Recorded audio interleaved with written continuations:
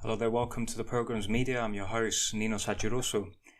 Today's topic I would like to discuss is it is a serious topic, but I believe that so many, they don't realize it. In fact, many would say this is not a debatable issue in evangelicalism today. And it's about the Fourth Commandment. It's about the Sabbath, the Lord's Day. And I want to address this issue on why it is important for us to not only understand the Fourth Commandment, but to defend the Fourth Commandment. And let me give you a reason why we're focusing on this topic today. Why am I making this short video?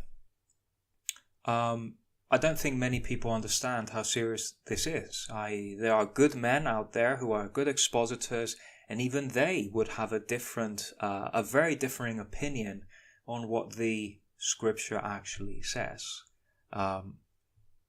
If you go to any conference and ask most Christians in the evangelical world, I'm sure, as I have experienced, that 9 out of 10 have said and have answered and claimed that we are not to keep the Sunday.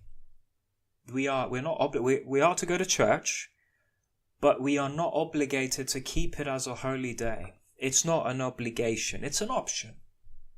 Well, if it's an option, then it's useless, basically. That's what one preacher said, and he's quite right. If it is optional that we would, I suppose we can keep the Fourth Commandment, then it's meaningless. And this is what most people would say, that it was part of the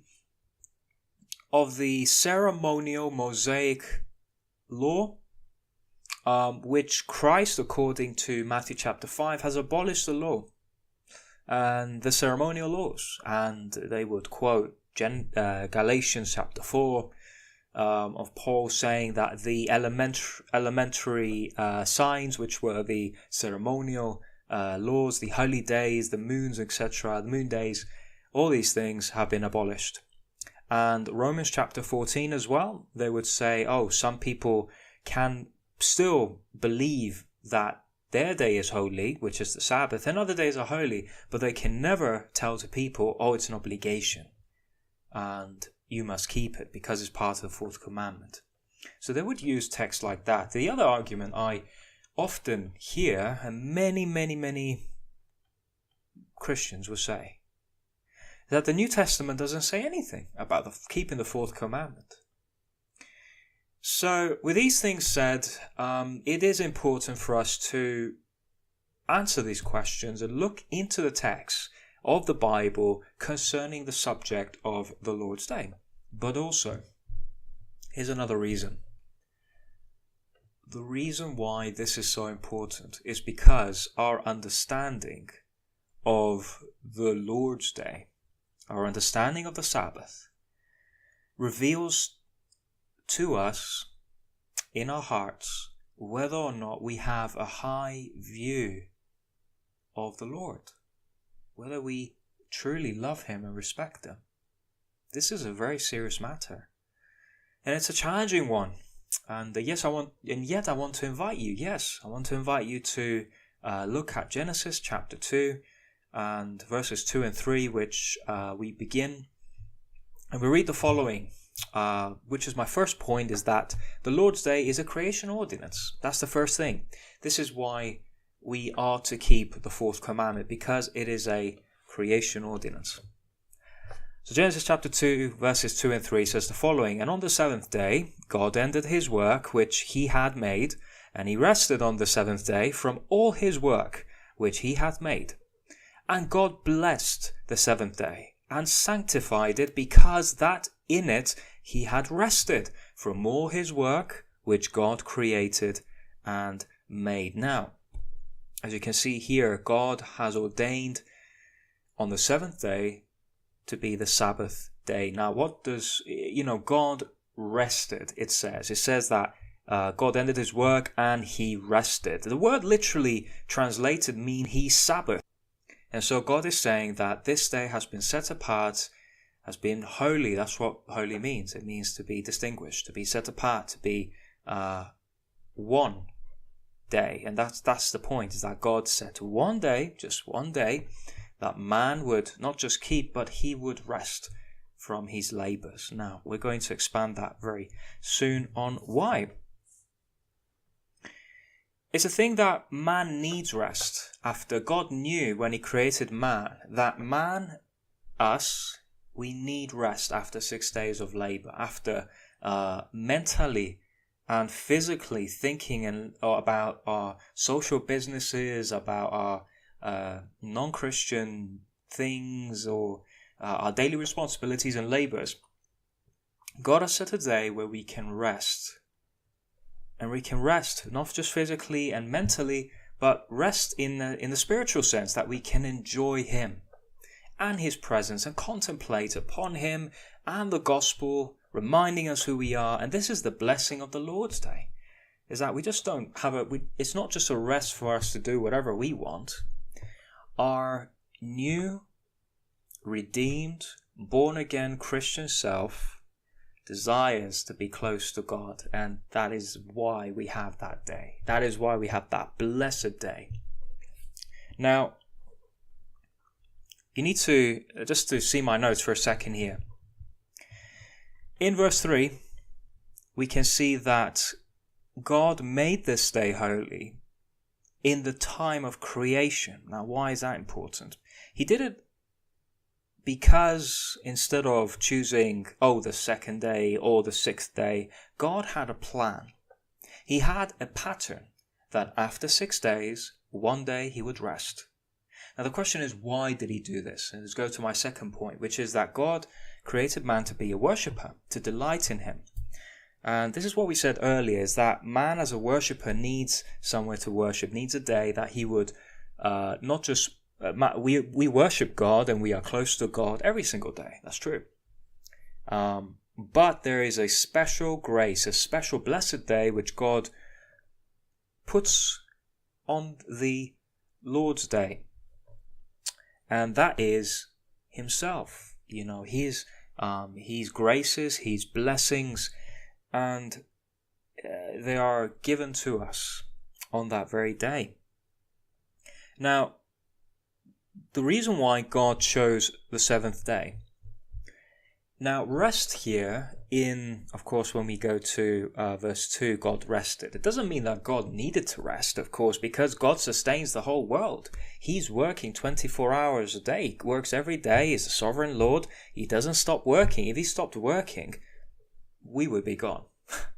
So, and just remember, friends, that God did not set this day for himself, mainly. He didn't set it just for himself. I'm just going to have a seventh day. There's a reason why.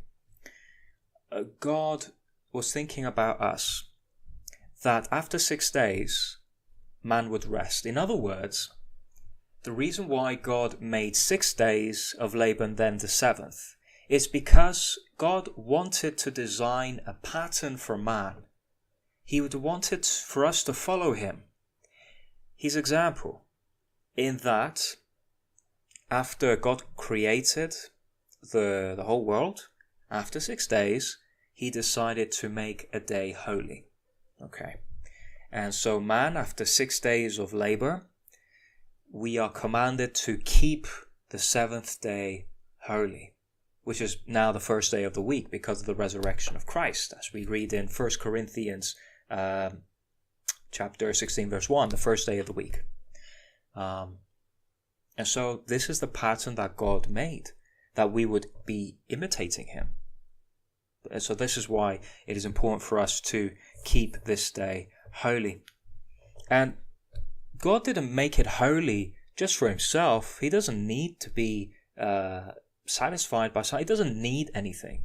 He is self-sufficient. But rather we are the ones who need. Jesus says that the Lord's Day is for the sake of man.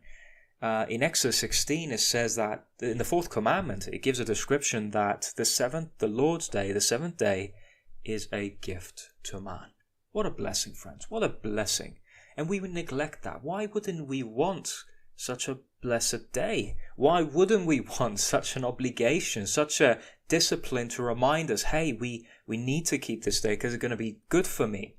Isaiah 58, verse 13, promises that you shall be blessed and truly be delighted, and you'll give honor to God. These are promises of God that he gives for this specific day. I want you also to notice that Genesis chapter 2 is indication really that this is not part of a ceremonial law, because it's before the moral law. It's before Sinai.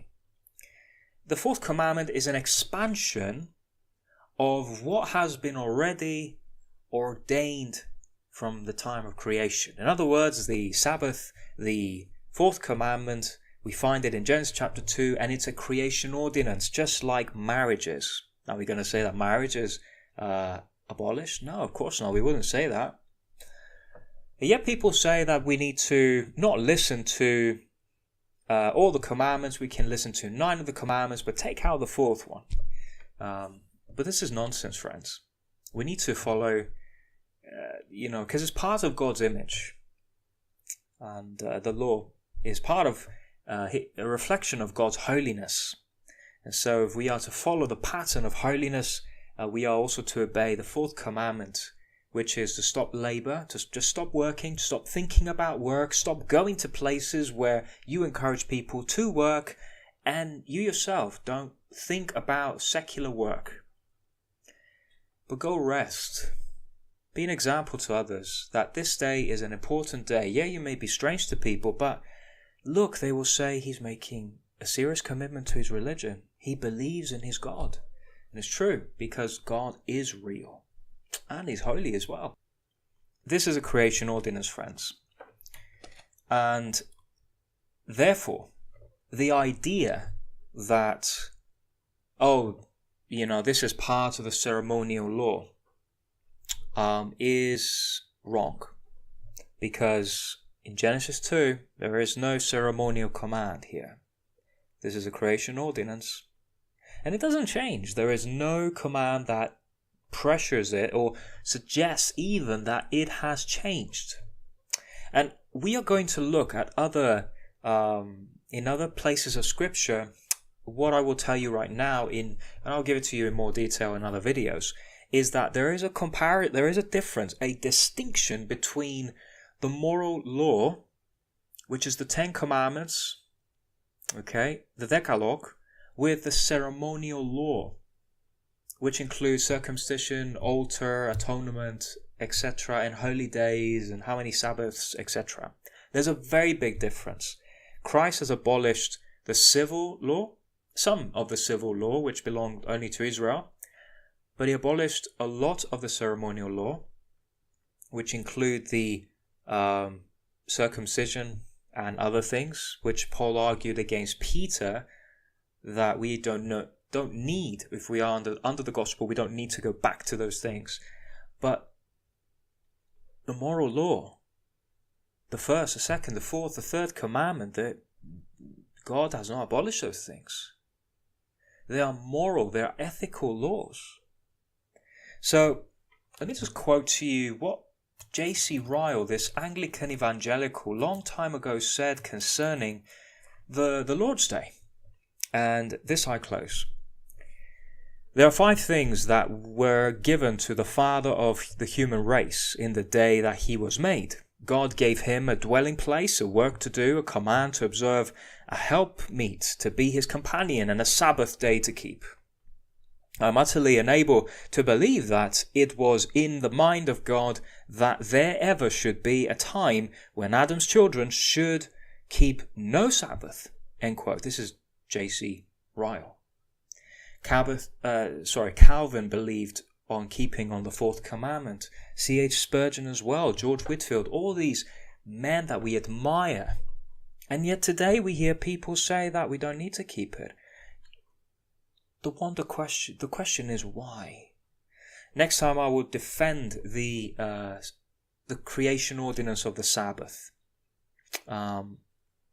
against some of the most some of the well-known Bible teachers who go against this teaching. But I thank you for your time and hope to hear from any comments. Just please leave. I'll be glad to have a discussion with you about this topic.